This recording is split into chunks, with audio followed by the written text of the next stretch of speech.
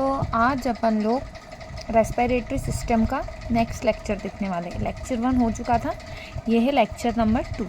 ठीक है, तो इसके अंदर मैं आपको सबसे पहले लंग्स कैसे रहती हैं उसकी एनाटॉमी बता देती हूँ, स्ट्रक्चर बता देती हूँ, सब कुछ बता देती हूँ। ठीक है, तो सबसे पहले इसके ऊपर होता है एक इलास्टिक फ्लैप की कवरिंग जिसको बोलते हैं एपीग्लॉटिस।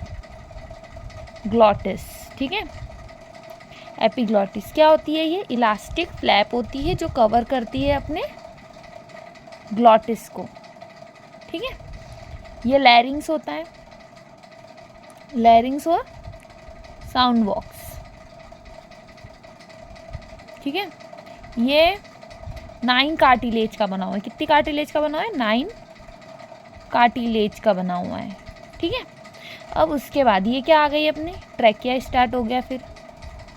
ठीक है, अपन ट्रैकिया के बारे में अभी डिस्कस करेंगे। ओके, देन ये है ये जो इधर जो लंग्स के बीच में स्पेस है उसको अपन बोलते हैं मीडिया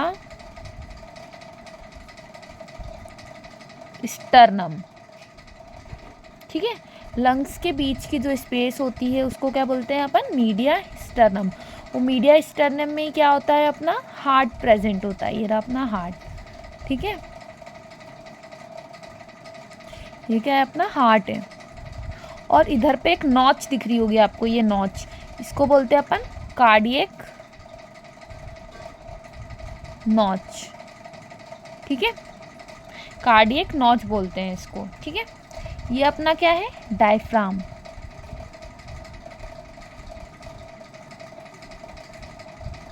डायफ्राम। ठीक है, ये जो कार्डियक नॉच है ये क्यों बनी है? ये अपने हार्ट के कारण बनी है। ठीक है, कार्डियक नॉच है ना। और मीडिया स्टर्नम क्या होती है? Space between lungs. ओके, अब नेक्स्ट ये डायफ्राम हो गया अपना। डायफ्राम जब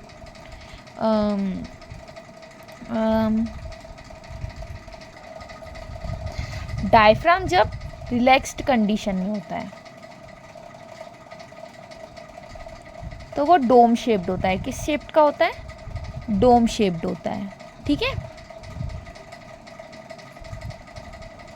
और जब कॉन्ट्रैक्ट होता है, जब कॉन्ट्रैक्ट होता है, जब कॉन्ट्रैक्ट होता है तो वो स्ट्रेट हो जाता है। ठीक है, अब दूसरी चीज़, जो राइट लंग है उसके अंदर 3 लोब्स होते हैं, 1, 2 और 3। ये जो लोब्स हैं ये फिशर्स के कारण बनते हैं। फिशर एक ऐसे स्ट्रक्चर होता है जो लंग को डिवाइड करता है। ये वाला जो फिशर है इसको अपन बोलते हैं ऑब्लिक फिशर। ये जो इधर वाला है इसको बोलते हैं transverse Fisher.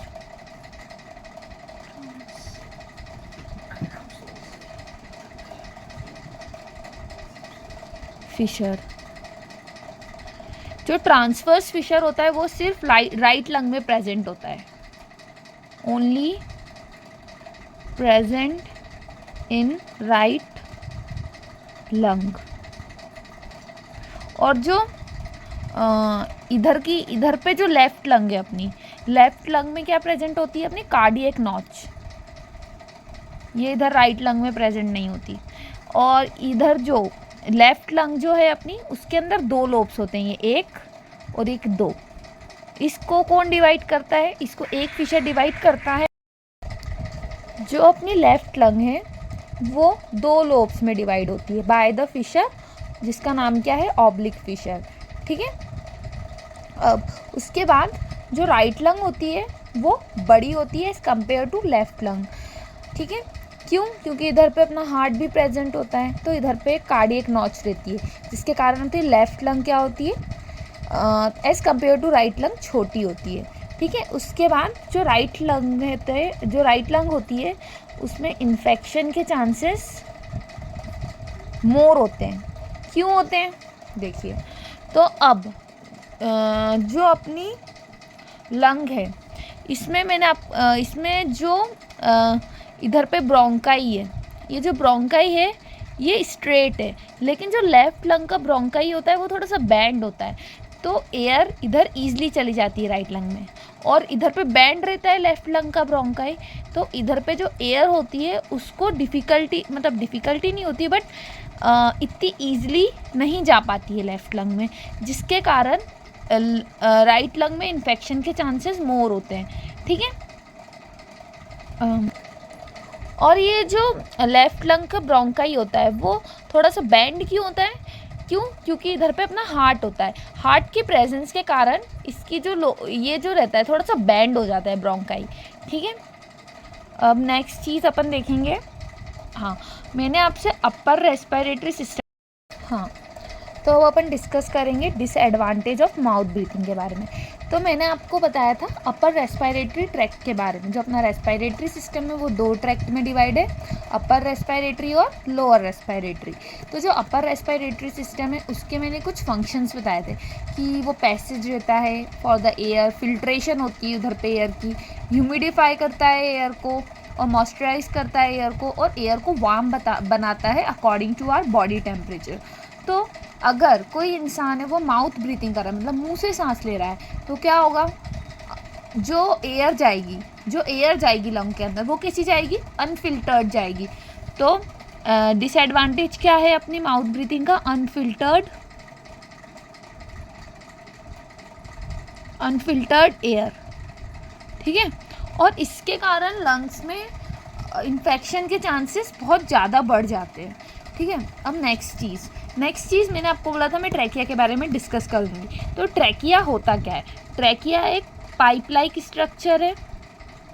Okay, pipe like structure है, और इसका नाम एयर पाइप भी होता है क्योंकि इसके अंदर से क्या जाती है? एयर जाती है। ठीक है, उसके बाद ये क्या कंटेन करता है? इसके अंदर होती है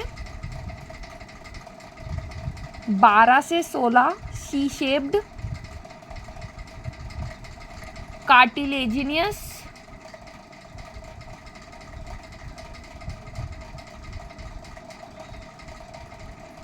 रिंग्स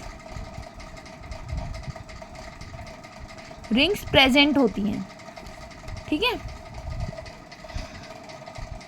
और ये जो कार्टिलेजिनियस रिंग होती है वो किसकी होती है? हाइलीन की होती है। ठीक है, अब उसके बाद ये जो रिंग्स प्रेजेंट होती है, जो कंटेन करता है ट्रैकिया रिंग्स, ये क्यों होती हैं? क्योंकि ये जो ट्रैकिया है अपना वो मतलब वो जो है जब इसके अंदर अगर अपन फोर्स्ड एक्सपीरेशन कर रहे हैं या इंस्पिरेशन कर रहे हैं तो उसके कॉलेप्स होने के चांसेस बहुत ज़्यादा होते हैं। ठीक है, तो जिसके कारण अपनी जो सी शेप्ड कार्टिलेजिनियस रिंग होती है जो प्रेजेंट होती है अपने ट्रैकिया के ऊपर, वो उसको सपोर्ट करती है उस टाइम पर और उसको कॉलेप्स नहीं होने देती हैं। तो ये क्या करती हैं?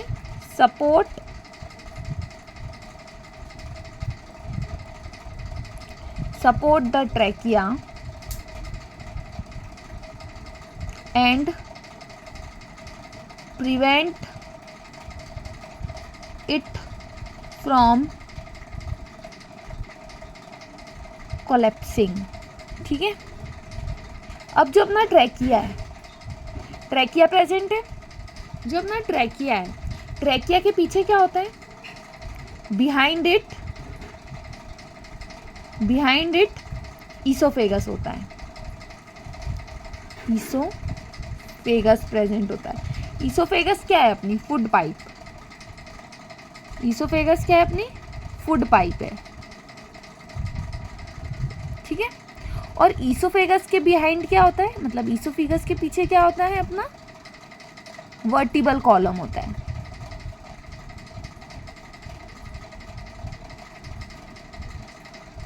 ठीक है, तो जो ट्रैकिया होता है वो इधर पे अपन इसे लोकेशन देखते हैं। तो एंटीरियर पे क्या होता है अपने, मतलब आगे साइड होता है ट्रैकिया, जिस पे क्या प्रेजेंट है? C shaped cartilaginous ring. उसके थोड़े से पीछे क्या होता है? अपनी ईसोफेगस होती है। ईसोफेगस मतलब अपनी फूड पाइप जो खाने को लेके जाती है अपने क्या बोलते हैं, अपने स्टमक तक। फिर इसके बाद क्या होती है, इसके पीछे एक वर्टिबल कॉलम होती है। वर्टिबल कॉलम, ठीक है, सबको ही पता होगा वर्टिबल कॉलम, जिसमें 7 सर्वाइकल होते हैं। उसके बाद थोरेसिक 12 होते हैं, 5 लंबर होते हैं और सोमो। ठीक है, अपन वर्टिबल कॉलम के बारे में अभी डिस्कस नहीं करेंगे। तो उसके बाद